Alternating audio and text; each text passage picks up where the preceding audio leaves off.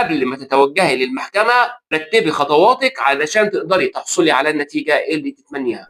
قانون الأحوال الشخصية المصري رقم 10 سنة 2004 هو طبعا زي ما حضراتكم عارفين وقف بجانب الزوجة باعتبارها الكائن الضعيف ومتولي تربية الأولاد.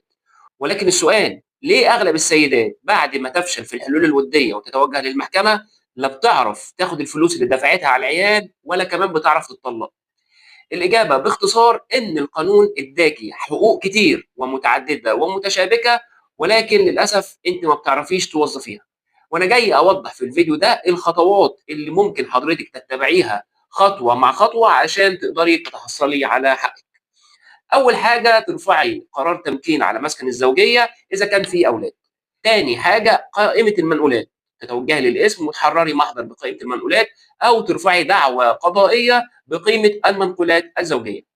تالت حاجة ترفعي دعوى مستقلة لنفقة زوجية بكافة أنواعها. رابع حاجة دعوى نفقة صغير للأولاد مستقلة برضه بكافة أنواعها. خامس حاجة دعوى بمصاريف العلاج اللي حضرتك تكبدتيها في حال امتناع الزوج عن سدادها. سادس حاجة دعوى مصاريف الدراسة. بعد ما حضرتك تحصلي على كافة الأحكام دي هتتوجهي برفع دعوى متجمد نفقة، يا الدفع يا الحبس. بعد كافة الأحكام دي تتوجهي برفع دعوى طلاق للضرر، وتقدمي الأحكام دي كقرينة قوية هتساعدك لتوفر ركن الضرر في حقك. بعد ما تحصلي على الطلاق للضرر هترفعي دعوى بالمؤخر ونفقة متعة ونفقة عدة.